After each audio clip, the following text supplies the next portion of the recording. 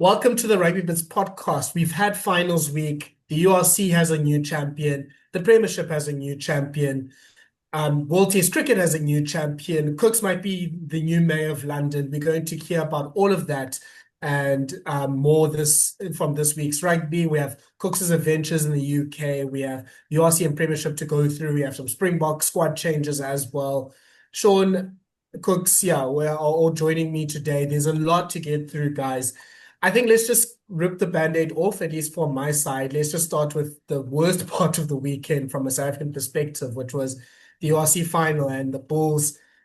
I don't know if they maybe went to the Aviva instead of going to Croke Park. I don't know what the excuse was, but they lost 32-7 to Leinster. Leinster pretty much won it after 25 minutes, getting a lead of 19 points to nil. Leinster, Jake White was praying for rain. It rained. But then Leinster dominated the kicking, the set piece, the collision, each and everything, getting 3 early tries from rolling mauls, from breakaways from Jordie Barrett. Shaun, yeah, I don't know if it's just as simple as saying the Bulls just didn't pitch on Saturday. Hi. Yes, it's exactly that. You can't, there are a lot of sides that you can't not be competitive against. And Leinster's definitely one of them. Um, I really still think that the Bulls were in the mix, even at nine. It was 19-0 down. I still think they were in the mix, but like it was very one-dimensional, and it was I kept doing the same thing and hoping for a different result, and it wasn't happening. And it kind of it made me think about last week when we were chatting about like why don't coaches make changes? Like you must make them. You've got to make changes, like especially in knockout games. It just seemed odd.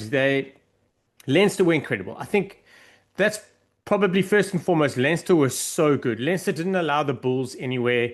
Like they knew the Bulls weren't really operating so well, and they just increased the pressure to make sure that it was never going to come back. Like just broke their spirit. And yeah, the Bulls. It sucks. It sucks for you. It sucks for Bulls. Sorry, man. Yeah, I don't even know that there's much to analyze in this game. The first 20, 25 minutes, I think Leinster were just brilliant in just not giving the Bulls a foothold. I think, Shaun, when we talked about it, we said there's two things the Bulls need to be good in, is scrum and kicking game. And Leinster outkicked us by a lot. Prendergast, James Lowe, Jordie Barrett, Luke McGrath, who really replaced Gibson Park really well. They kicked the Bulls out of the game, and the Bulls weren't really able to get a foothold there. And then when the set piece happened, the Leinster lineout was working, the rolling maul was working, the scrum. I think Clarkson gave Hendrikse Wessels a bit of a lesson there. And yeah, you just don't have any way of getting into the game. So then Leicester builds a lead. I saw some tweets talking about like, oh, well, the last time Leicester scored 3 tries to nil in the first 20 minutes of a final was against La Rochelle. They lost. So I was like, okay, there's something to hold on to. But yeah, Cooks, that's 10 minutes when the Bulls were in the Leinster 22 and were attacking and just couldn't get anything. That pretty much, I think, closed the game up there. Yeah, that's kind of where it sort of you like okay, it's tickets now because the way Leinster were playing. I think since obviously I see on Twitter now it's Leo Cullen getting all the praise. So it's Leo Cullen gets praised for wins and Jacques Nienaber obviously steps up for the defeats. But I thought Jacques Nienaber was also defensively. I thought Leinster was as good as they've been in all season. It was so funny like when Bulls had the momentum there, Leinster was able to keep them out. And I think with Leinster, I think barring the you know the game the semi final against Saints, they were going the defensive run. I think they didn't concede a try in about back to back, even a point at certain stage in like back to back games. Then against Saints, like the defense is kind of just for a day, just kind of just disappeared. And then the Saints are one of the few. An incredible attacking side, but Leinster as when they defend as well as they did then to keep the Bulls out, and then Tella, you mentioned that love. He goes, if you allow Leinster then to still bully you in terms of kicking the ball, and also they would set pieces and mauls. You're not there's no way you're gonna win that game. And I think for the Bulls, and especially with the rush defense, the worst way to do is to be chasing a game because they can easily just suffocate you already. Because now you're already trying to force passes and trying to get wide as quick as possible, but listen, credit to Leinster on the weekend. Like Clark, you hit the nail on the head. They were as good as they've been in a long time. And the funniest thing is, I thought there'd be a bit of jitters. The Bulls had beaten them in back to back, sort of, not back to back, but like they've beaten them in playoff games in URC. The Bulls have gone to Ireland to go to beat them in a semi-final last year, obviously having beaten them in Loftus. And then obviously you got all the demons. Obviously that's been haunting Leinster for the last few years.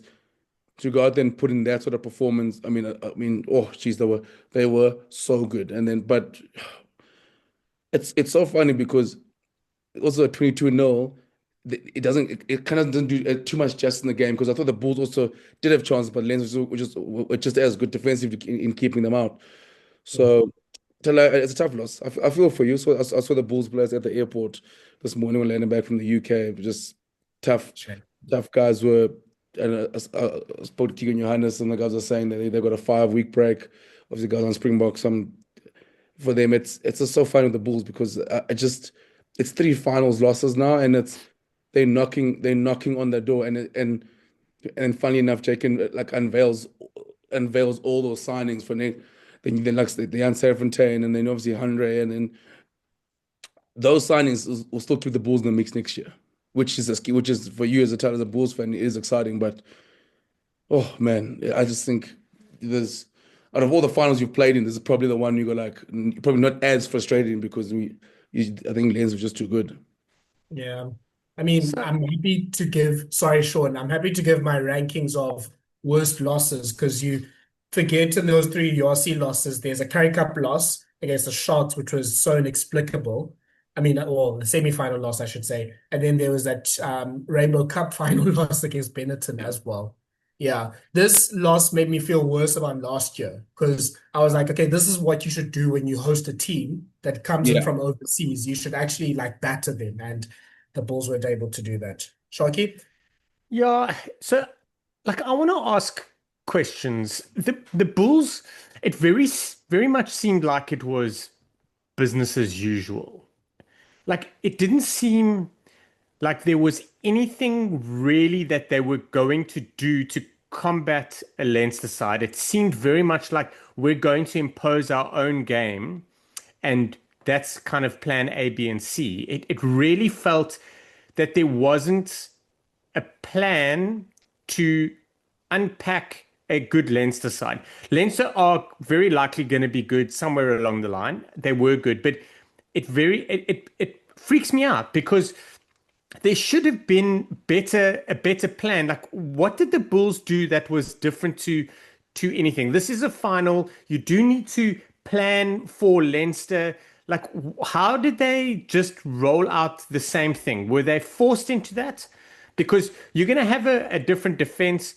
You're going to have a team that's competitive at the break, at scrum time and at line-out time. That one thing we can probably all agree on.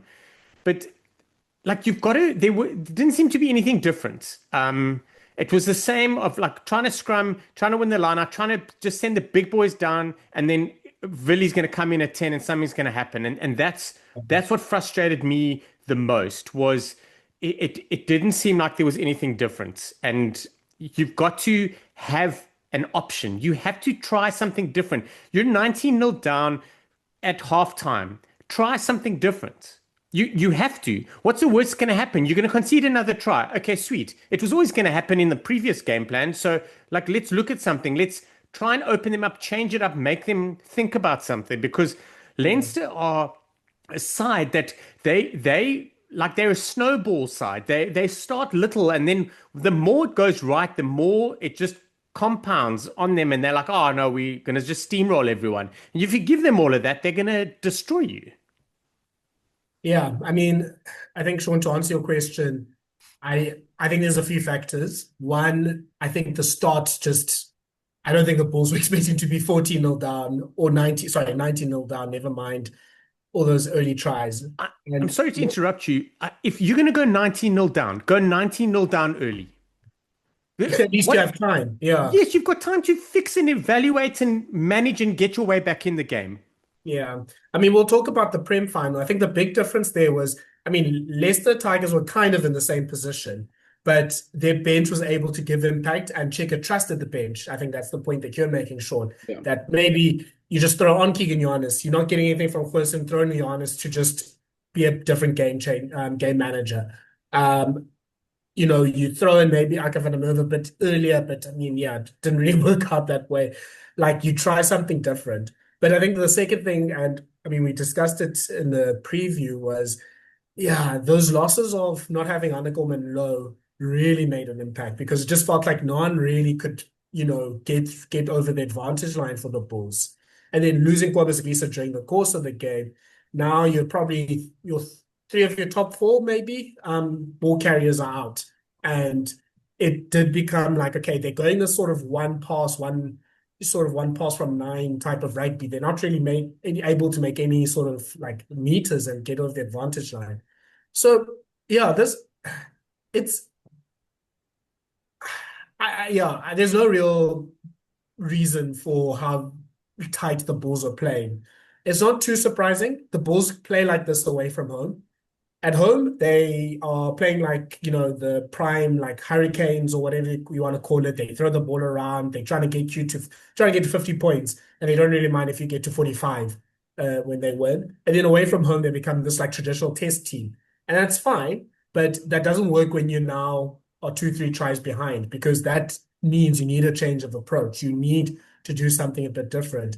And I think the things that they were wanting to trust on, maybe the kick chase game, they couldn't really get something with that. Maybe it's the set piece, they couldn't really get something with that. Maybe it's winning the collision. They weren't really able to do that. Maybe it's getting ruck turnovers. I think they only got their first one like late in the first half. So everywhere they're trying to get something to sort of build the momentum, Leinster just closed it off, and that's credit to them. So kick chase, James Lowe and Tommy Brown were fantastic. Seb de Klerk was a bit shaky. Maybe didn't use Kane and Moody as much as we wanted to. And I don't think the kicking, especially from Papi and Huerson, was great. Leroux it was one of those like bad Leroux games. Leroux just did not have a game that you wanted him to have. Collisions, as we talked about, it just didn't seem like no one was able to get over the advantage line. Couldn't do anything in the breakdowns. And yeah, like I said a bit before, Clarkson and Porter were fantastic in the scrums. Like, I think Clarkson out-techniqued Wessels. It showed maybe Wessels, still a young, inexperienced prop. You still need to learn just those ways. And there's a few breakdowns from Three Red Kings on his Patreon about like what Leinster did in order to nullify the Bull scrum. And Porter, I mean, yeah, obviously gets a lot of crap, and I think justifiably, because he does scrum like diagonal, perpendicular to the touchline sometimes. But he was able just to nullify Wilco Low enough. And I mean, he's an experienced, 50+ cap test campaigner. Like, he can at the very least hold a scrum down. And he's done that even for Ireland against the likes of Frans Malherbe. So I guess maybe in hindsight, as a Bulls fan, maybe as the Bulls coaching staff, we had a lot of eggs in the, okay, let it rain and we trust our set piece basket, and Leinster was more than capable and ready for that. And sure, there was just not really a plan B, because I would have not minded if we kind of had an intercept try that we conceded, especially in the end of the first half, when it was clear that the passing it one out wasn't working. Okay, let's give it to Forster. Let's run into Sam Prendergrass. Let's get David Creel into the game. He's able to get, his arms free and get someone through. Let's even bring in de Klerk or Moody short in order to get something. But it just was like, okay, we can't really do anything with our forwards. Vili, can you try something? And yeah, the Vili magic wasn't working. So those things, each and everything, they just weren't really good enough. And it just felt like there was just, yeah, I think we got at the end of the game. There isn't any way in which the Bulls were better than Leinster. I can't even think of one of the personal battles on the field where a Bulls player was better than Leinster. It was just a comprehensive beatdown. And yeah, I mean, this is probably what Leinster should be doing to teams every week, except for probably Toulouse and Bordeaux. So fair enough. Thala, I think you hit the nail on the head there, because you raise a point with the battle, the individual battles in each facet of the game is, and most of the Leinster guys won it quite comfortably. You look at Willie Leroux was was frustrating Vili games. And for me, the frustrating Vili games come when the sides has been in is when there's nothing else on and they go, here, Vili, go do something. Like that's when you sort of it's gonna sort of try a lot more. And that's always like you can see the frustration from him, and because he's like there's no momentum, and it's like he gets the ball and he goes like and like almost like everyone's like standing next to him and be like, do something, create something, we can't do anything else. And if you look at Leinster, for example, like other Jimmy O'Brien was good, Thomas O'Brien was good. I'll play, and James Lowe, I'll play the Bulls back three. Jordie Barrett was incredible in the weekend, and Reno was also good, but I play the Bulls centers. You have Luke McGraw, who's I think when we heard about Gibson Park being out, I thought maybe it brings it down to from probably it was probably 60-40 going to the I game was so happy. favorites, and then now Luke McGraw comes in, it becomes a 55-45 still towards Leinster, because you think to yourself, I mean, Ambrose Papita has been the form 9, and for in Ambrose's high standards, he probably wouldn't be happy with again, and with Luke McGraw, who was also fantastic. I mean, then you look at the loose trio. I mean, the Leinster loose trio. I mean, the Leinster pack in general was incredible. I mean, Jack Conan is probably playing himself into a starting berth in that Lions jersey the way he's going now. The way he's playing at 8 at the moment, he is incredible. Van der Fleer walked in as if like he had was a heartbeat. Obviously, he's playing against his old schoolmates, so that probably gave him extra motivation. I'm a massive Ryan Beard fan. I think he goes under the radar. He goes through a shit ton of work, and Joe McCarthy and the wings. I like, and obviously you mentioned Clarkson and you mentioned Andrew Porter. So you look at like all those ones, and I think for the Bulls, the frustrating part is that the forward battle was quite of a bit of, I don't want to say a mismatch, but it leaned towards a lot Leinster. The Leinster players were a lot better than the Bulls pack. I think Visa was a massive loss. Visa's definitely going to get a test cap this year. Out of all the Bulls forwards, he looked like the one that is getting a little bit of ground.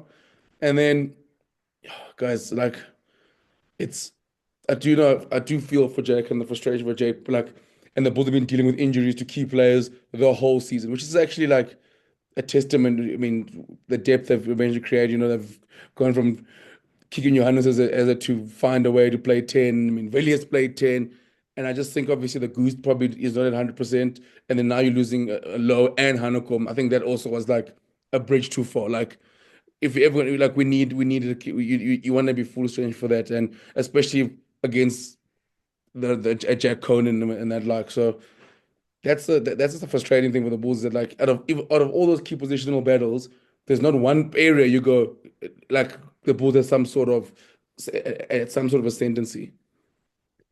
I just want to touch on Luke McGraw. Like, Jamison Gibson Park has not had the best season, but then he was getting into form, and he makes a lot more errors than people realize. But one thing about Gibson Park is his incredible ability to drive the game from 9 and take a load off Sam Prendergast. So where you see Gibson Park really doing well is when Prendergast is struggling, is that he kind of takes control. So McGraw, on the other hand, has been really good this season. Like, I've been super impressed with him. Like, if it wasn't against Gibson Park, the man who we know he is, McGraw probably would have got the starting jumper a lot sooner, or more this season, should I say. But the one thing that happens is where I think that he's not as good as Gibson Park is at driving the game when Prendergast is not doing so well. The Bulls didn't put pressure on Prendergast. Prendergast had the time to do what he did. Like, there was no need for either one of 9 or 10 to change the general game and the general way they are playing in order to protect the other in some way, shape, or form because of pressure. And like, fair enough. Like, Leinster have said, cool. We all know that he's got the ability. Prendergast has got the ability to play the game that he played, but they've managed it also to reduce the pressure on him so he can play it, because he also is a confidence player, and he looks so chilled. I mean, he was even getting some good shoulders in. It was a different player compared to what we've seen in bad games. So I just thought that the pressure should have been there. Like, you should have forced McGrath to have to play a different type of game to what he's used to, and that would have been by putting pressure on Prendergast. but there was no pressure. Like 9 and 10 were able to do what they were able to play in their wheelhouse and do what they needed to do, which is great. You know, you want to have that ability to play your game so you get that confidence and grow. And 9 and 10 were doing that. And outside, you've got Barrett and Ringrose. And then you've got Low on the one wing, and then like you've got the O'Briens in the other back three. Like the pressure point was 9 and 10, and they really should have, I thought, worked that a little harder. Yeah, no, you nailed it, Shaun. Sam Prendergast made 5 tackles. I don't think that's enough if the Bulls are, I mean, if that's a place to target, and especially, okay, if we are going to do a bit of a tighter game and play sort of one off, at least pass it a bit one outside and then be like, okay, Sam, you're going to take every third phase, you're going to be tackling someone. And that just didn't really happen. And then he was at 5 tackles at halftime, so he didn't even make a tackle in the second half. So it's just not enough pressure from the Bulls. They didn't really force any of the Leinster players to have a bad game. You know, it's so interesting when you look at defensive stats for Leinster, and obviously for a Jacques Nienaber team. I mean, we're used to this now, South Africans. But so Leinster made, let me just get it here. Leinster made 126 tackles and missed 22. So that's not horrible in terms of like a tackle completion percentage. It gets you to 83%. The Bulls had an 89% tackle completion. Like for a Nienaber side, 83% is a lot. It's actually quite high. And the Leinster missed 10 more tackles than the Bulls. But again, in terms of ratio, it's not too bad. They made 10 dominant tackles to 8, which is also not too bad. I mean, like the Bulls were giving it also in defense as good as they got. But the main, I think, stat is the line breaks allowed. Leinster had 7 line breaks, the Bulls had 0. And that's pretty much the game there. Like the Bulls attack just didn't really put the Leinster under pressure, because I think you measure yourself with the Nienaber rush defense with how many times can you get past the line and at least get yourself to a situation where you're past the line and now you're dealing against a scramble. Or at the very least, if you get scrambled, you have 1 or 2 phases to score from there. The Bulls didn't really create any opportunities. They played beating defenders. I think Papier had 5 defenders beaten. I think Coetzee had 3 or 4. But they weren't actually getting past the advantage line or getting through the line and making a line break. So 7 line breaks to 0. That pretty much is the game there. And it's so funny because Leicester didn't even make any turnovers the whole game. 0 turnovers. The Bulls only made 2, so it wasn't really a game for turnovers. But yeah, I think that is sort of, that tells you what the Nienaber defensive scheme is. Yeah, I think we've mentioned most of like the great players that Leicester had. Yeah, Ryan Baird was man of the match. I think it was well deserved, but I think Conan and Porter could probably get it themselves. Van der Fleer, like there was a few candidates for that.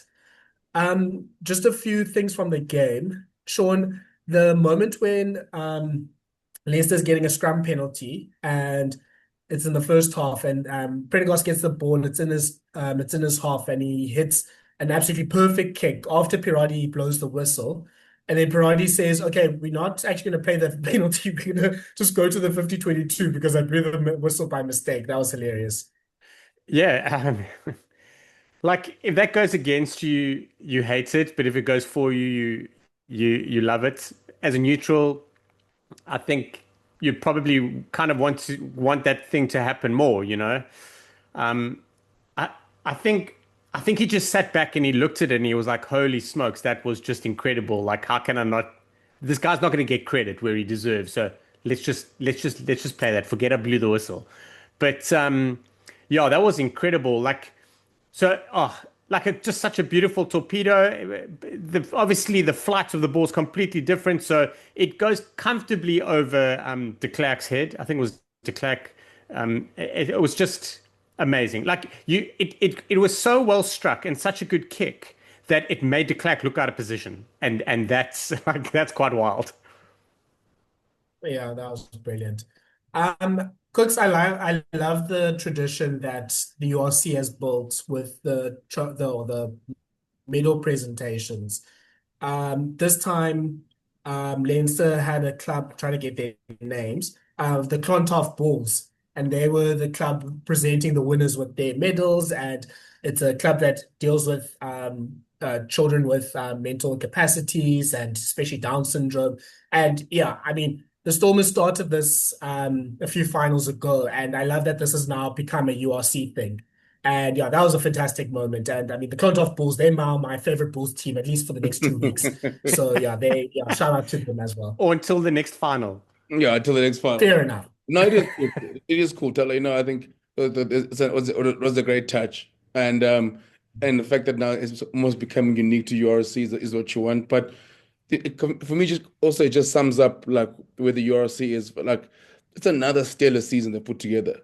There was so much drama. There was a damn penalty shootout at a stage. I mean, there's the story, the Leinster story, and then you got the Bulls have been them there before.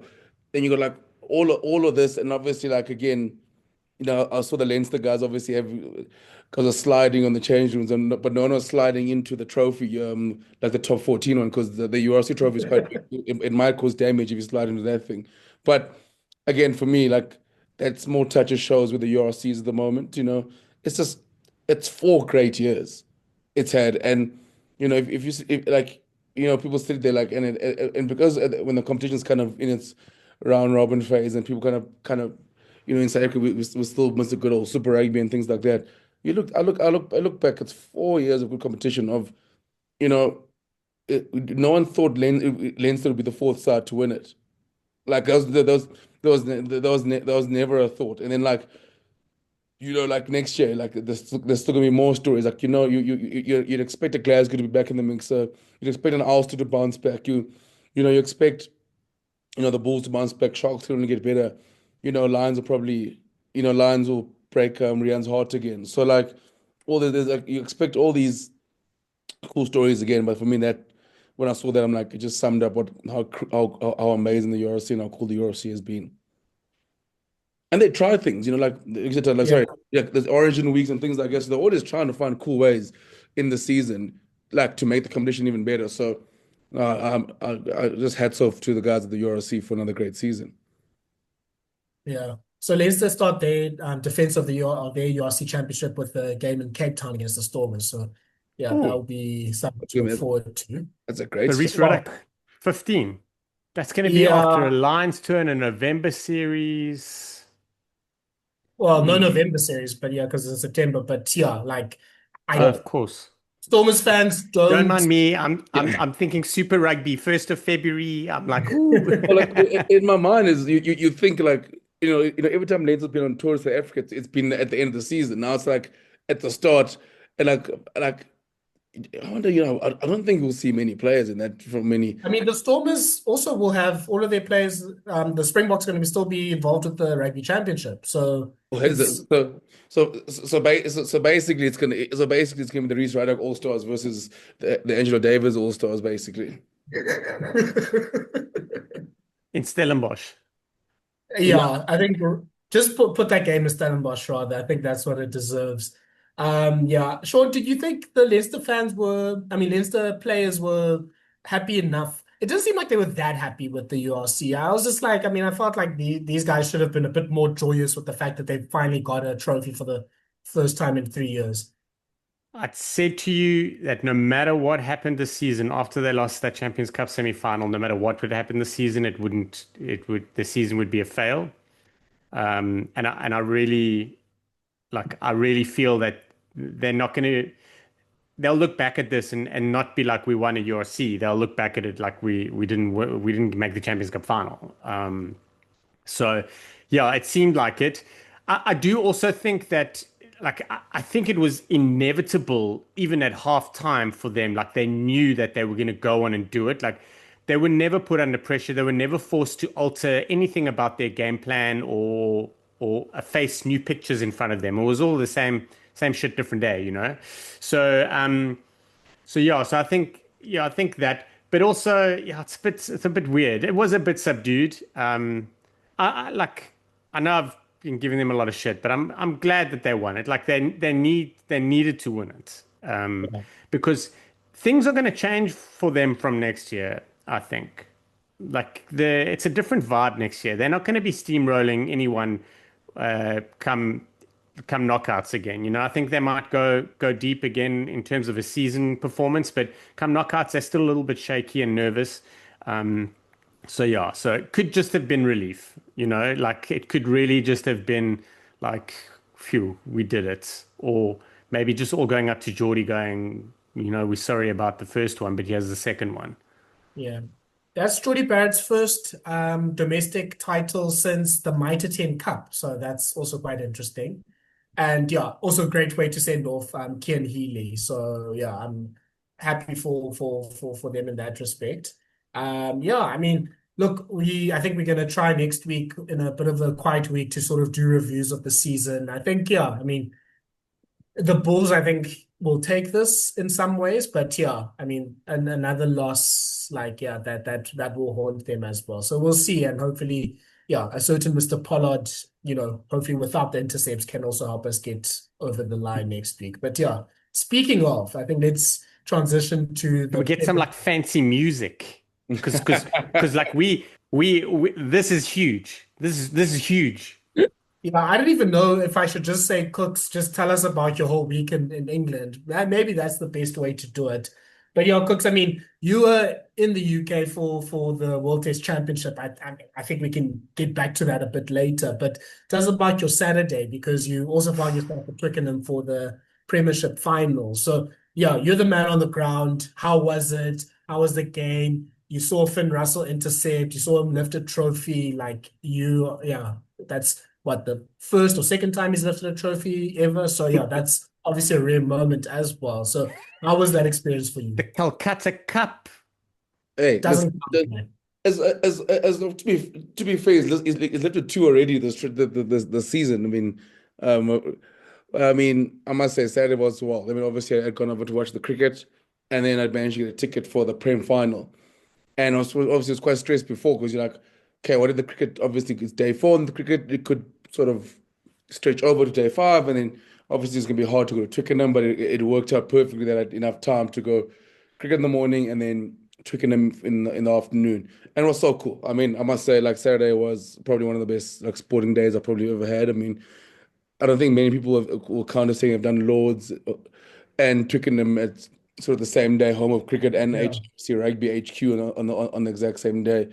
But I must say, as you sort of when we're getting closer to on the tubes, getting closer to the stadiums, and you could just see the number of Leicester fans and Bath fans, and it was so cool to be around that mix, because for the Bath fans, obviously it's been such a long time since they've won in the Prem, and then obviously for Leicester also, it's like there's still got that there was that belief. But obviously, it's like it's sides that haven't been there, haven't been, like I said, successful. Like probably like for Bath, probably it's been so long, but it was electric in the stadium.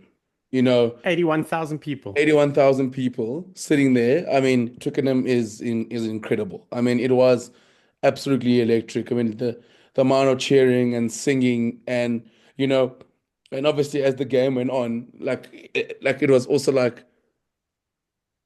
you think to yourself, is Bath? Because I mean, Bath I think obviously they didn't start as well, but then they sort of gained control of that game, and then they kind of went in cruise mode for about 75 minutes, and then then the bit of drama came, and obviously the Leicester came back in the game, and you're sort of sitting on your edge of the seat, like, okay, cool, like is Bath gonna throw this away? And I just love the respect, for example, like the English fans have for Andre Pollard, because I was sitting in front of two Leicester fans, and I'm sorry, two Bath fans, and they kept going like, "Oh shit, like Henry's gonna get us. He's gonna get us. He's gonna get us again." He's and and I think that they started stressing a lot more when he was down to 2 points, and they were just like, "We just can't do anything in a half. Like Henry's gonna get," and that's what I was like. I think they were more shocked, and obviously, he must have one kick, and then obviously he had the intercept. But again, I think Finn Russell is got a knack of an intercept. He's done that a few times, but it was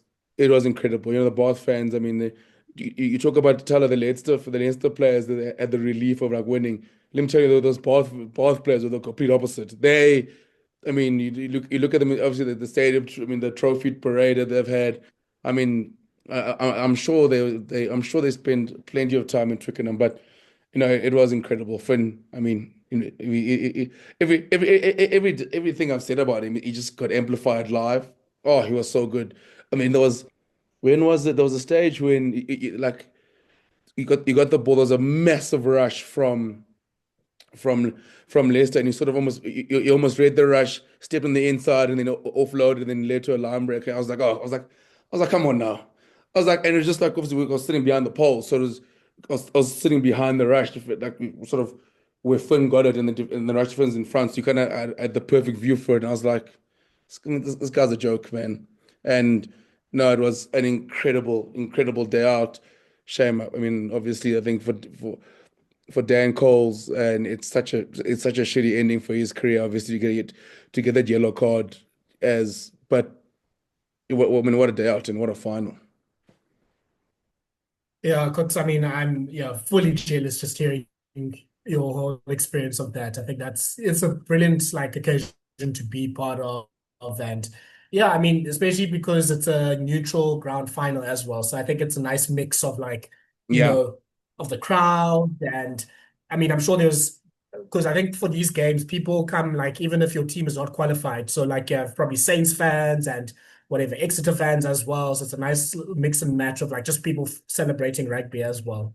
and also like Um, the wild thing is also sorry to like it's if you could tell if you get there early enough is like there was like a concert happening outside the sort of the stadium area, and there was a big party happening, and obviously like the way like it's very very easy to get a beer in Twickenham. I mean like the beers were flowing. Uh, I was on day 4 of my big week, but I mean I could not.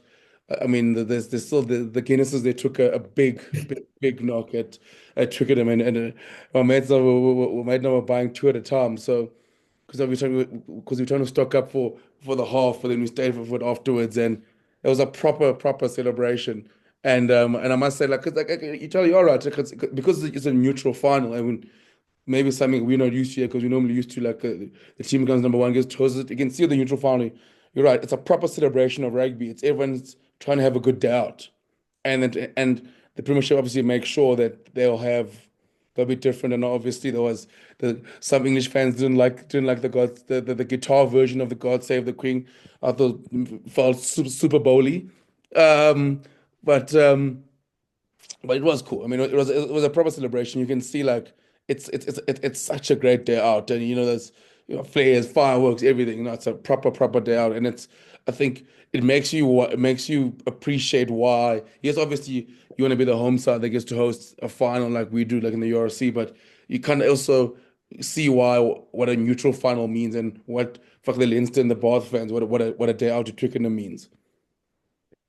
Because I just want to chat about the real stuff. Like, so you're on day 4, okay? So you've had like a roller coaster of emotions with cricket. There's definitely been a couple of lemonades thrown in. I mean, you're on tour. It would make sense. But I mean, day 1, good couple beers. Day 2, some nervous beers. Day 3 would have been some serious nervous beers, but almost celebratory beers because we've basically wrapped up the World Test Championship. And then come Saturday, you no doubt were feeling fragile. And Yeah. then we go on and win it. You would have had a couple beers. We could hear in the voice, it's been some late nights, we could say. Was there a point where you were like, listen, I don't even know how long the trip would have been to Twickenham, like an hour and a half? Was there a point where you're like, listen, I really am not up for this? Or did you just be like, screw it, we're going to just do couple beverages, some lemonades on the way? No, I mean, Saturday morning was tough because I mean, obviously Friday was a big night as well. I mean, they're all big nights, and I mean, I probably slept about 8 hours in total, like this trip. So my sleep score was taking a massive beating. But the Saturday on the way to Twickenham is about an hour, and I was on the tube, and I hadn't met my mate yet, so now I was on my own. I was like, I was just contemplating life on the tube. I was like, oh, geez. You're gonna wake up in West Wales or Yeah, something. I'm just like, oh man, I need to concentrate here because I'm hurting. Like I've had some quiet times. My body's holding on for dear life because I mean, have consumed as many beers. And you slow down. It's the worst thing. As soon as you slow down, it's game slowed over. down now. And obviously like it's that now I'm trying to now I'm like I need to be up for the rugby. It was so funny. I was saying to my mate. So we grab some fish and chips as you walk into the stadium, and we're sitting there. We're like, mate, like with rugby now, we actually need to find the wherewithal to sort of concentrate and focus, because now it's a different shift going to watch a cricket game where you've got 4 or 5 days. You can go outside, you can go stand outside for like 40 minutes, catch up to the mates, and come back and watch the game. Whereas rugby, I said This is a sprint. this is a sprint, and we need to concentrate. You know, we're trying to watch like kick space, and I'm like where's the kick space? Like, okay, what are they doing on attack? Okay, what are they doing? And you're like, oh, geez, there's a lot to take in after 4 or 5 days of all the beer. So then I pull myself. The first 10 minutes was tough, and I sort of pull myself towards myself. And I was like, okay, cool, come. You need to sort of try to get in this game. I was like floating around as well for the first 10 minutes, and then I got in the game, and I was like, okay, cool.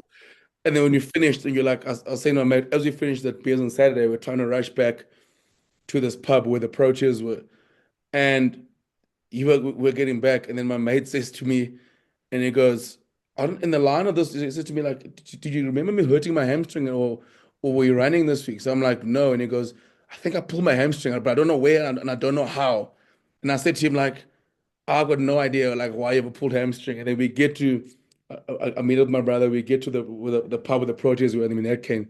That then Saturday turned into a very big night, very very big night. So then yesterday, Sunday, I was waiting for my flight, and just wandering around sort of Oxford Street to try to do a bit of shopping, and just and around central London, just adding zero value to society, just going up and just holding on for dear life. And then eventually I had to go meet some mates for a beer, because I was like, I got 4 or 5 hours to kill. I might as well have like 1 or 2 beers just to balance, because I mean, like the cure's the cause. But I'll tell you what, now it's gonna be a very very quiet week and leading up. You like the Bulls team. You're also off for 5 weeks now. Now I'm also thank goodness the Box. At least because I might say like, oh, but don't forget the Box are playing Italy. I'm like, guys, I'm just watching rugby bits. And I'm concentrating.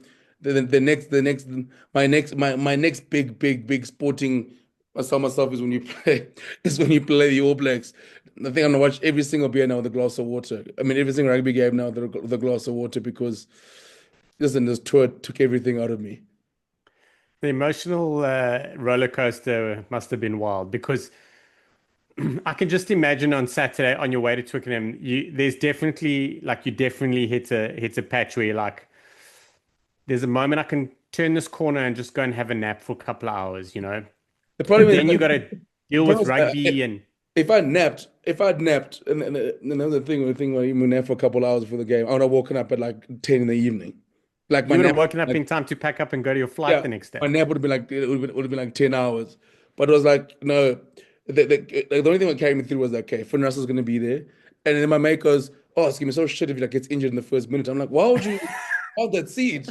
Like, well, like don't be that guy. Like, it's like why would you? Because he wanted Leicester to win. He was like, don't be that guy. Now I'm like, don't. Wow, like can if because I said to him like, I don't mind if Leicester, because I don't want Bath to win ideally, but I wouldn't mind if Leicester wins as well. So because that was quite the cool part. I was just a neutral watching rugby, but I was like, if Leicester wins, but like can Finn have a good game? Like I don't want the Finn that plays against the Springboks. Like I was like, can you just have a good game? That's all I asked for. So Kooks, now I want to add on chat rugby now. I think it worked out. Yeah, I was going to say, I think it worked out perfectly for you, Kooks. I mean, you got like, I think it was there was some mistakes, I think, especially in the first half, but you got like good flashes of Finn, and obviously the intercept, like him kicking well. And I think you got a pretty good Pollard game as well. So, yeah, I think Pollard was kicking fantastically out of his hand, and he was really running Leicester around. Even Thomas du Toit with the try, Jan van Graan celebrating the win. Like, yeah, I mean, for Kooks / South African person, like I think you've gotten it mostly right here. No, it's perfect. Yeah. It's definitely up there as one of the best sporting weeks I've probably ever had. I think my mates we were convincing each other now, like should we just go down to Eden Park and figure out from there? And I was like, you know what? If we do that now, then I said to him, if we watch approaches when it loads, and obviously going to watch Fred, and then obviously getting ball, and then going to Eden Park and sing a Bach when that's kind of that's bucket list stuff kind of ticked off. So tell me, obviously watching a game live, you really do get to see a lot of different stuff. So definitely Finn and Hundred, because like who's operating and then hitting it? Because Finn strikes me as the kind of guy that just shovels, but when it's on and he spots something, then he manages it, almost like Villy LaRue, but from 10. Yeah. But who's the player that really, like, you were impressed with the way they manage things? Did Finn deliver in that fact? I thought Ben Spencer was a good watch as well. I thought So good to hear that. Yeah. Max the Jones was like, I mean, obviously, I think he had a few knock-ons, and I mean, a stage, even Joe Cook and the singer, I was like, geez, man, are you gonna catch a ball like when we've been put through twice? And I think that's the frustrating thing for Bath, was the fact that, like, it's, you talk about who runs the show there. It's different the way they do it, because like, it's so funny watching Andre play live for Leicester and compared to what he does for the Springboks, because for Leicester he takes a lot more touches, and he just more touches, and with the Springboks, so sometimes you almost go, he almost just sits in the backseat, and Villy's helping him run. You got obviously in the peak box, got Faf de Klerk. Whereas with Bath, everything pretty much goes through Finn on attack. If it's rare for them to have a carry off 9, like you talk about the Bulls, it was opposite with Bath. It's everything. Finn is touching the ball the most, and if you're someone like Bath and you want Corny, obviously you've paid the big bucks to get him. That's why you get a player like that. You see, it remind me a lot, like remember when the Lions used to play, and Alton Jankos was a 10. He was also very similar live, where out of most of the carries will be off 10, and he's boom, is shoveling, hitting guys and waiting, and just sort of waiting and waiting, and sometimes it comes off 9, and you can see the patience that he has in terms of, obviously, then when the gap sort of comes and you do a little bit of the half break. So it is interesting, but I must say though, with Andre, I do love the way Leicester's used him in the last 2 years. I mean, he's been incredible for them, and he reminds me a lot of like how he was early on at the Bulls, where I just think, the last couple of years, obviously, Hunter has become the Iceman, but he's still got such a great attacking game, but a different type of attacking game as to most 10s. It's a lot more physical than what he offers. I mean, he's still probably one of the best 10s in taking to the line, because yes, you get guys like, like when Richie Mo'unga takes to the line, or a Boyden Barrage, you're so worried about them probably skinning you on the outside or dropping a pass. Andre is like, listen, if you don't front up, he's going to run through you. And he's running the same channel aggressively. So I just loved seeing how he operates at Leicester. Like Thala, you mentioned, he kicked so well out of hand, and just and like in a final, just knows how to control the tempo. And then obviously, I just like the fact that at Leicester he just gets so many more touches of 10. He's doing a lot more with ball in hand, which is, I still think, it's an underappreciated part of his game. Yeah, he's like definitely something that I've noticed as well. Like he has plenty of opportunities to impact the game just because he's a lot more hands-on, which is something that I was thinking about, like something that the Springboks could definitely tap into. It could also be game plan dependent, because you can just give him more ball.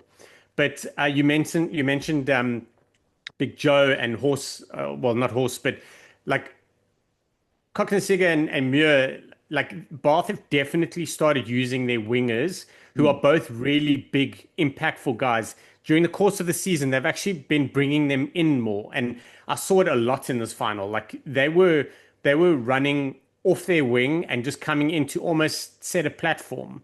So it must have been ridiculous to see Big Joe running at people direct. And yeah, I mean, the frustrating thing for him, he had two. Was in the first half, that knock on, he's under the poles. He was under the poles. Yeah. Then the second That half, was Finn. Finn set him up. and then the second half, probably the one hits his chest, but you want him to take those. But like, yeah, I mean, they do bring in the wingers a lot more. I can't wait. I mean, obviously, like I mean, I love Max Ojoma, but I mean, it just like basically, I was just a little bleak. It was so nice to see Ollie Lawrence on the park as well, and seeing how they Don't go. worry, they'll play. You'll see them next year. That'll be England's Oh 12-13 and yeah, Bath's 12-13. So don't worry about it. yeah. We're going to see a lot of them. No, they're going to be very good together. But it's gonna. But I must say that both sides you can definitely see it's built for a long run. It's built. This, I think next year, obviously, they're gonna want to try to go even deeper in the Champions Cup, and I think they got the tools for it. But yeah, by the way, did you guys see Owen Farrell's back at Saracens? Yeah, I was confirmed. scrolling on Twitter, and I was like, he's back at Saracens. I mean, one day we discuss what the hell is happening in Racing 92.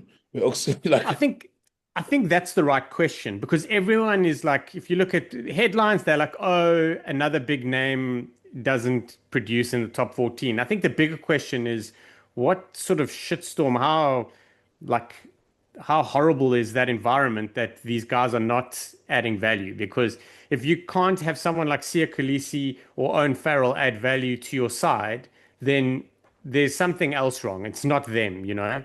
But yeah, they were hoping he was going to go to Saracens. Yeah, There are a it's lot of rugby PSG. Like, yeah, yeah. There was talk of him going yeah, to they just Leicester to can't bring replace him. Andre. oh, I see James O'Connor potentially going to Leicester. I think that's confirmed. Hmm. Yeah.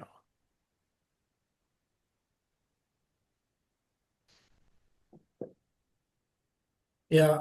I think for me, the most impressive player for Bath was, I mean, he was man of the match as well, so it makes sense. But Guy Pepper and Miles Reed, I think the both of them at loose forward were just absolutely just unstoppable. Like they were getting all around the park, making impacts all over. Like that non-try that Pepper scored, or I guess it was ruled out, like just how he ran on the wing and just really just blew over Radwan was just fantastic. I think Reed was helping to get in the first half, just Bath getting some level of momentum because it felt like Bath was absolutely dominating Leicester in the kicking game, or at least in the kick return, because they were able to get Muir, to an extent, Singer as well, and De Glanville just to be able to get them to tap the ball back and to be able to retain possession from the kicks.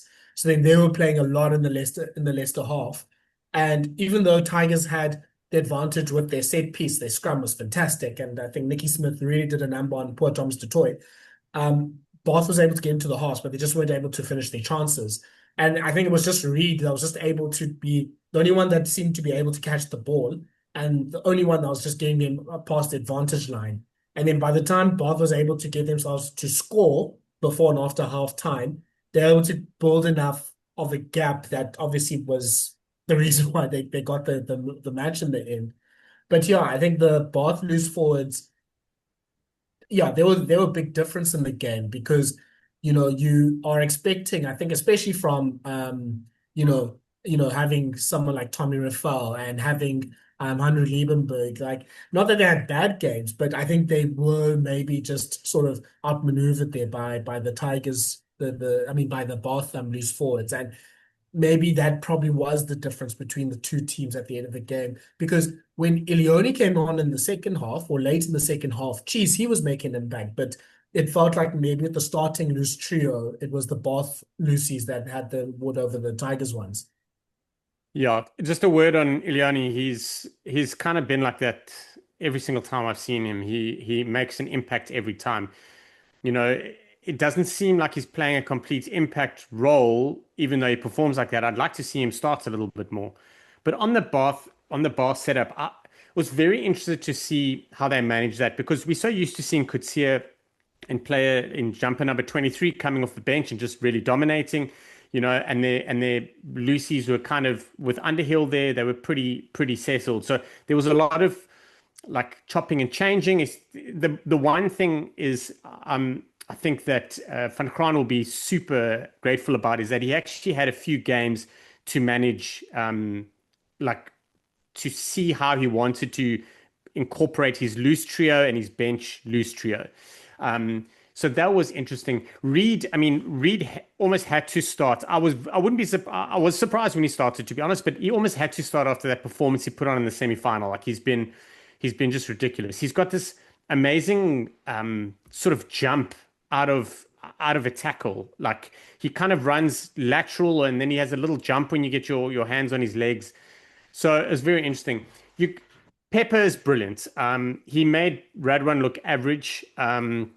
It's the worst. Those tackles are the worst because you kind of get it wrong, and then the ball carrier is holding you in such a way that he's not dropping you down. He's actually holding you up, so you can't drop to the ground to get anything. Like you basically just he's the puppet master and you just the puppet. But yeah, and it was so good. Like the balance that they had with everything, with Yules, with Quinn Roo again, like those two get through a mountain of work. Ted Hills, incredible. Just incredible. Like he may have been semi outshone by the performance of Pepper, but it's because like you expect something big from Hill every game and he delivers somewhere, whether it's his speed or just a massive carry or he puts in charge downs like it's for free, So it was so good. It was ridiculous. The big thing for Bath was trying to manage Ollie Cracknell for me, because he's just been like, that man's got all the shoulders and the biggest back in the world. But he's been playing so well. Hanro's been so, like he's been in the trams, like he just gets through a lot of quiet work, which is what we're not used to. And you'll remember, like he's more of a hands-on, impactful type player, but he gets through a lot of quieter work, and that also didn't allow him too much. But yeah, the loose trio for Bath were crazy. Sorry, the other thing I want to talk about, my apologies. We talk about Van Graan, and it was such a massive. It was a very clear tactic that he told the Bath players, you need to walk and slow down because the game, we assume, was because the game was played in such heat. It was very clear that Bath was slowing things down. Bath this whole season have really hit their straps in the second half. Like if you look at their first half versus second half performance over the last 2 years, the trend is that their second half is really, really big. But they were just completely slowing things down. Kooks, how hot was it? Was it like stupid hot to play rugby, or were they just No, I wouldn't say blasting it? it was quite hot. It was probably about 26, 27 degrees on Saturday. So I won't say stupid hot, but it was hot. I mean, obviously it's turning into full summer on that side. So you don't blame them for slowing down. I think also it's funny enough, like, with Bath, and I think it's fine with certain teams when, they haven't won in a while, and they try to close out a game, and you can see, like, almost sometimes, like, you feel like, there's a bit of nerves creeping in you, and you think to yourself, like, and I think that's what you could feel from the Bath fans that would feel like they're just like, oh, Jesus, a little bit of nerves coming in here, and they're like, okay, can we get to the 80? And you said, I think that also played a massive factor as well. Yeah, do you know the big thing? Like, so I must tell you, so I was on Saturday, I was at sea for a real life exercise. So we spent about 7.5 hours at sea. It was like pretty windy to start off, so it was a bit crazy. So I actually missed watching the Prem and the URC final live. So we literally got the call out when the Proteas won the cricket, thankfully. And then I was at sea for 7.5 hours. So unfortunately, we did stop to just do a sort of a midway debrief and have something to eat. And then I saw the halftime Bulls score, but I managed to avoid the Bath thing altogether. So when I got home, I started watching the Bath game at midnight, but it was the first time in a long time, and I highly recommend it. I was not on my phone. So normally you're on your phone chatting to your mates, or you on social media, like, everyone wants to be in that reaction, like, oh, that happened, like, what's going on, and blah, blah, blah. I avoided my device for the whole game. I literally watched that Bath game from start to finish, like watching it like we used to watch stuff back in the day for all you youngsters. But it was incredible. It was absolutely incredible. And I was watching it again, and towards the end, like Bath pulled away, and then Leicester got back in it, and like things swung, and it was literally that. It was literally just exactly how you heard those guys in front of you. They're like, don't give Pollard a chance because Pollard will slot it. And when when Youngs kicked that ball away in the end with 2 or 3 minutes to go, I'm like, that's a great, it's the right call. And then Bath, all of a sudden, we're just like, cool. What we're going to do is we're going to run the clock down for 180 seconds. And you're sitting there going, are you on drugs? Like, what any time I've seen a side like trying to run a game down that's not within the minutes, like it's gone pear-shaped. Like someone's double banked, or there's something happens. You're diving off to seal the ball, and I was sitting there going, you're in your own half and you're doing this, and 100 pollards on the field. You guys have the biggest cherries. Yeah. I mean, yeah, I think you mentioned a few of the big key points in the match. I mean, Kooks mentioned the big point in the pre-match, which was the national anthem and the reaction to that. The Ben Youngs, I think, Shaun, as you said, I think it's the right call, maybe just not the best execution. It was a bit too deep and they weren't able to get there. Yeah, I think in terms of getting that penalty at the end, I mean, Leicester fans are very unhappy with the penalty count. I think it was 11 or 12-5 at the end for against the Tigers. And yeah, as you saw at the end of at halftime, Michael Cheika was already spitting mad about the ref, and poor Brian O'Driscoll had to. Brian O'Driscoll, he needs to tell us. He has to tell us. He did. I was watching I was watching. I was gonna say I was watching TNT Sports. He didn't. It was quite coy about it. Like he didn't give away too much, but he was essentially saying he was really unhappy about it, and he was basically just venting out to Bod. So yeah, we do definitely need the uncut version. So Tigers, if you are able to do that, and yeah, I mean, just yeah, I think you realize like not everyone has the excuse me, has the fairy tale ending to their careers, or even to their yeah, like we've seen like with tests, like people like it was almost like a Springbok tradition. You lose your 100th test. I mean, John Smith missed that tackle on Ma Nonu on his 100th test at Soccer City. And yeah, for Ben Youngs and Dan Cole, like it was like the worst, almost the worst way for it to happen. And big props to them. They still recorded a podcast afterwards and discussed it, and they were quite magnanimous in defeat as well. So that was great by them. But yeah, it was a yellow card. It was a yellow card. I just want to get that out of the way. It's a yellow card. Like yellow card, yeah. Everyone is like, oh, where's the guy supposed to go? You shouldn't be in the air going towards a player. That's reckless. Like you can't be doing it. Like it's about where you're jumping. Jump at the angle. If you can't jump at the angle and you have to jump at the player, you've got it wrong. So it's it's a yellow card. Like it sucks because the eye test of it, you're like, oh, it kind of could just be a penalty, but by the law, it's a yellow card. Like you can't be smashing into people. Like that's what we're trying to avoid. No, I think for us, the African fans, you kind of felt like we've got deja vu watching Pat Lambie as well when the opportunity to stand up. But you're all right. I think it's one of those ones where I think the rugby fans are crying out, going, "Oh, but it's his last game.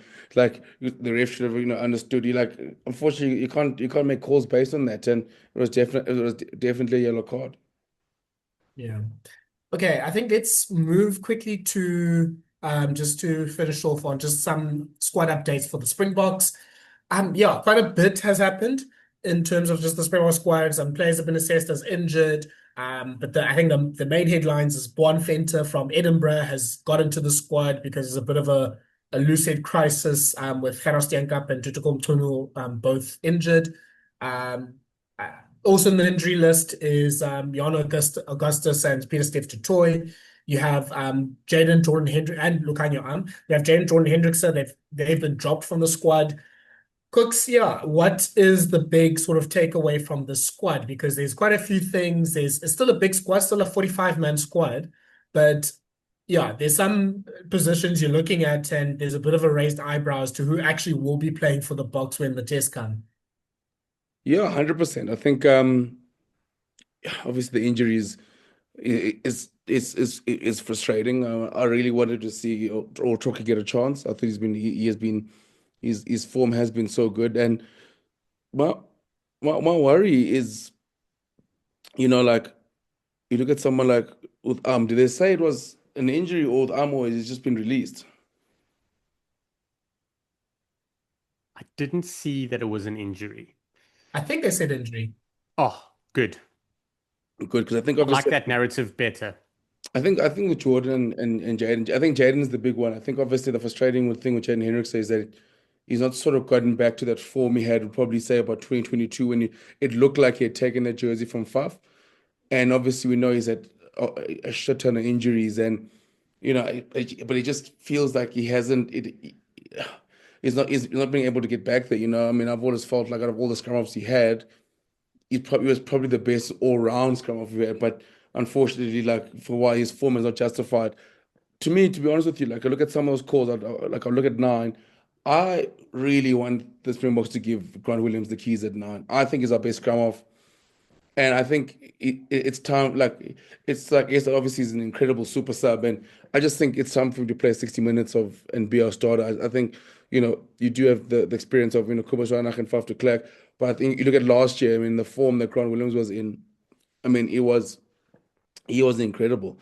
And the interesting part now is going to be obviously who gets around at seven, because last year when Peter stepped to Toy didn't play, the guy who was in there was Eric Lowe, was also out for the year. So it's going. I think Vincent Shatuka says, how's it? yeah, I'm very keen. I'm really, really hope Vincent's gonna get a chance. I think obviously, I mean, Vincent Chichuka, the way he ended the season was incredible. He's been great for the Sharks. But then, I think obviously there's still key positions. Look, I know Jan-Henrik Wessels, for example, didn't had a tough game on the weekend, but he's been very, very good. And my thing with Gerard Steenekamp, you must also you also is sort of worried because Steenekamp last year sort of cemented his place as in the number 17 jersey last year through an injury to Kitsy. And like now that same thing could happen to him depending on the way Hendrik Wessels goes. So I'm very, very excited to see. I think is the players who play URC and Premier available for the game next week against the Barbars?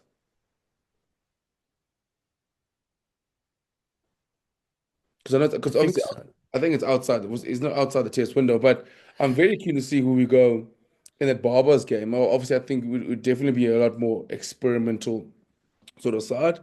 But yeah, some massive, massive calls. I think if you are Jordan Hendrikse as well, you're probably thinking you fired that box makes that 10 was, but yeah, some big calls. The thing with Jaden, and like I agree with him um, being dropped from a form point of view, because his biggest strength and the thing that turned me into supporting him being more of a Springbok nine was his kick accuracy. And it goes without saying that your nine needs to have good pass accuracy too. And both of those have unfortunately fallen away. Him and heads up play and like short little sneaky skills are brilliant, absolutely brilliant, probably the best out of all of our nines. But the foundation of his game and what he needs to be doing to cement his space in the Springbok is where he's kind of been a little off form. So yeah, and agree with you totally. Grant Williams, if he was fit this season at the Sharks would have finished differently. I have no doubt in my mind. Whether it not be going 100 minutes and a kickoff against Munster, or some perhaps beating the Bulls, but it's like he has to. I agree with you wholeheartedly. He's shown that he can play the starting role and the bench role, which is great. The one thing that Rusty has shown is that he's happy to have nines rotate in terms of what role they're playing, which is something that's quite exciting for us moving forward.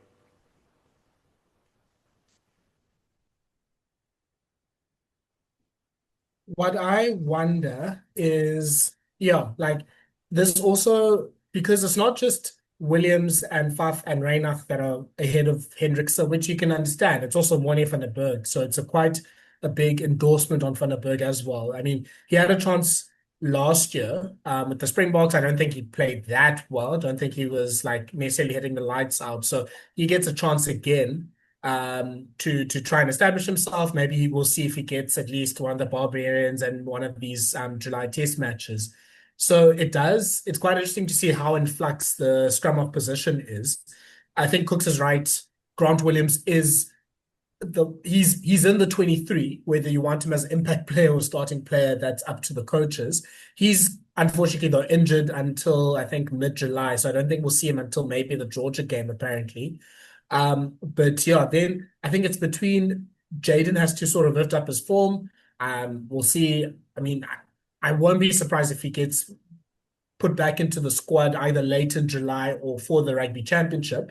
But it is a big opportunity for Morne van der Berg to put himself ahead of there, because I guess if like best case scenario, both Faf and Reinach can still make it to 2027, but more likely is at least one, if not both of them, are going to probably fall by the wayside by then. The other thing is this is a big year now for Jan Hendrik Wessels and Volkolo, because the field has opened up for them. As we said, no Steenkamp, no Mchunu, no Kitshoff, obviously he's retired. At tight head, there's no Frans Malaba for the whole year. There's no Trevor Nyakane. So I think between Low and well, Wessels definitely, but Low probably, they have a good chance of establishing themselves as well in the Bok 23. So there's definitely an opportunity for them. Finally, one of the on Blue Sky, a person said this is the first time that Jean-Luc Dupré can actually pack out his clothes from his suitcase. Like, he's not going to be asked to fly back to sell afterwards. Not in that plastic that's come. Everything's in that wrapping gear already. I just think Thala, my theory was I think Jean-Luc Dupré just liked the camp, so he just forced him to come home earlier, free flight back to the Africa.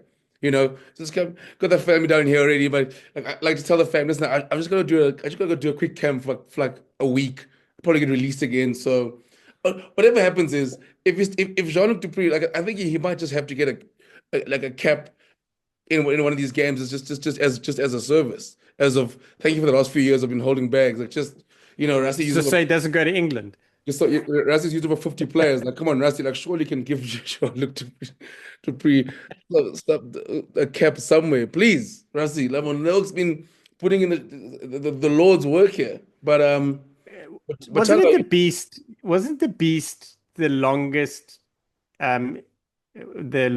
squad serving member with in between games or something?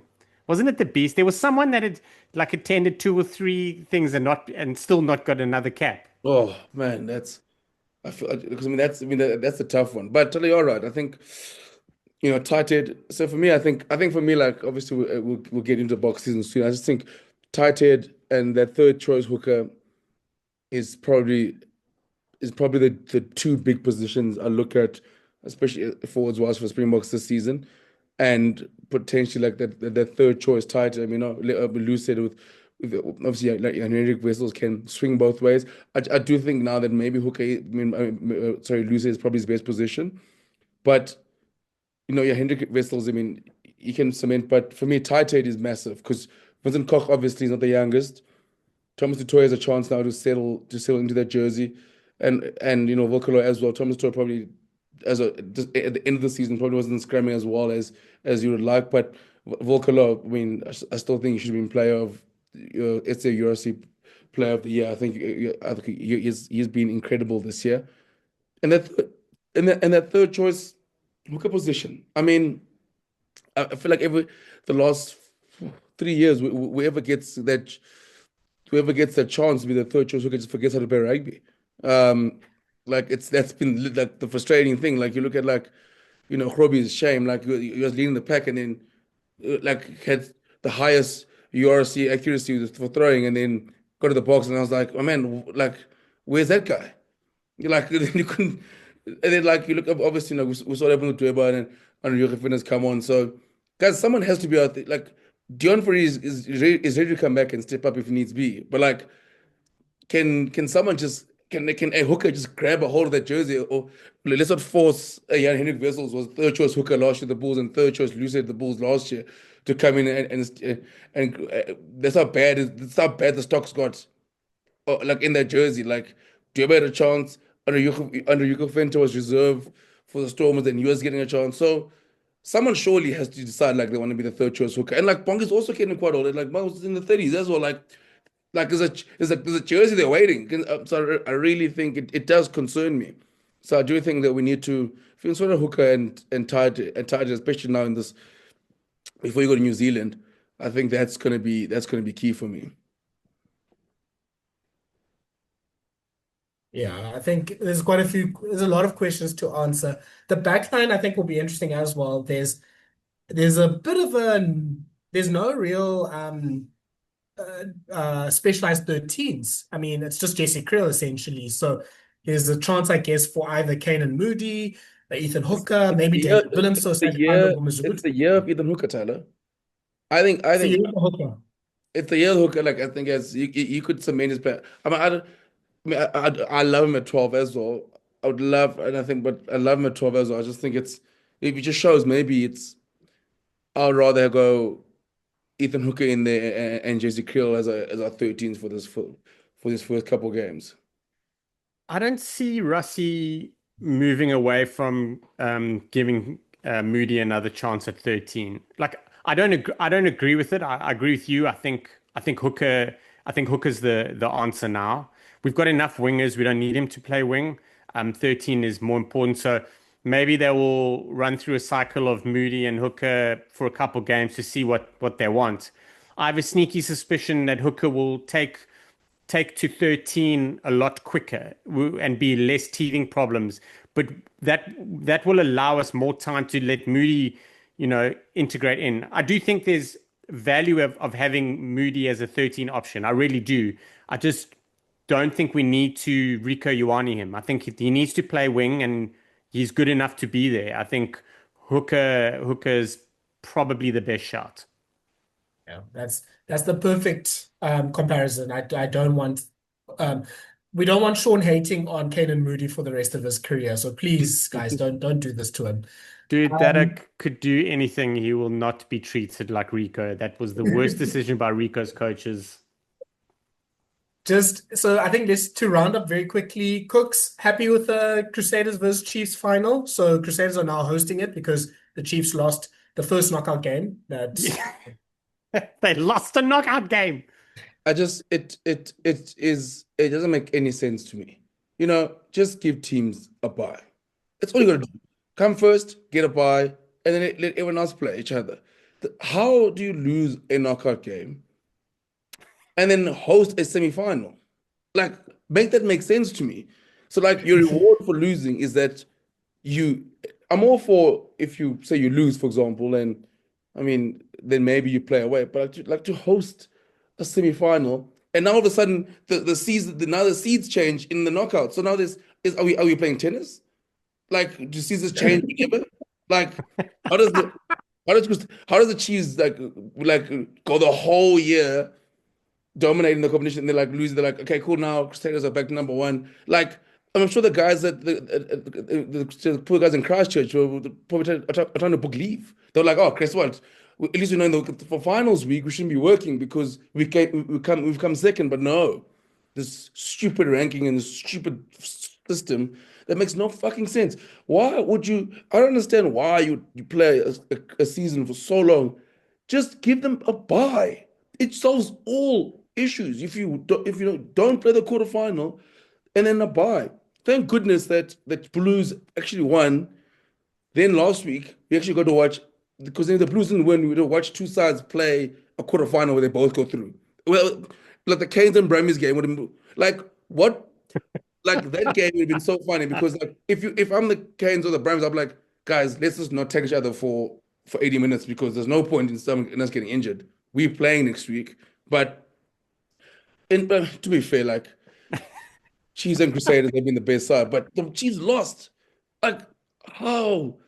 Like and because they lost, because they lost, we got fucked as the Crusaders because we could play the Blues now, and she's going to play the Brumbies. They actually benefited from losing. They play the Brumbies. I was like, oh, even me want to play the Brumbies. Now you're going to play Derby against the damn Blues, which like thank goodness the Crusaders won. But I was like, make this make sense to me.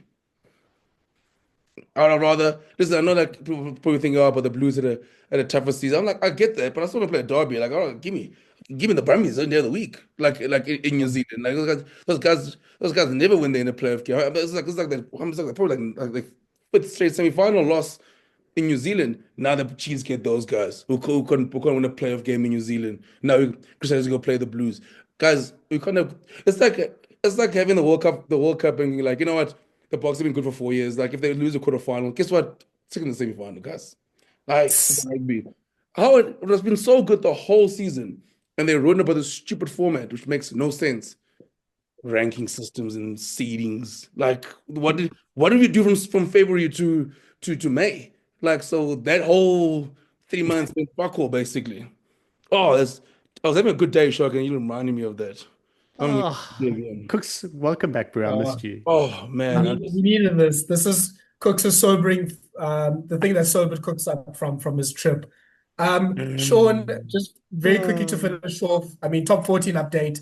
Bayonne and Toulon are in the semi-finals. Bayonne's going to face Toulouse. Toulon's going to face Bordeaux, an epic one. And Perpignan has just, with the Tommaso Allen last few minutes penalty, just secured their spots in the top 14 for next year. Poor Grenoble.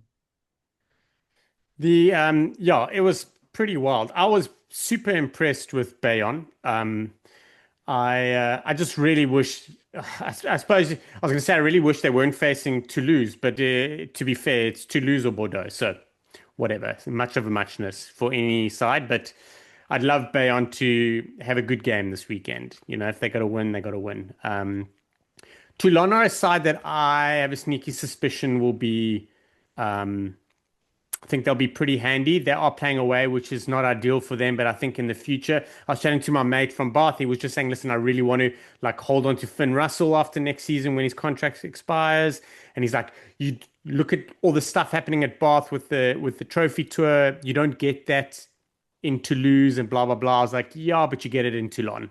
And I think Toulon could do with a Finn Russell type player, especially with the form they're currently in. But yeah, we're in for a cracking round of semi-finals. There's no doubt. I think Bordeaux Toulon is a semi-final of the round for me, and I just love Bayonne to work Toulouse as much as possible.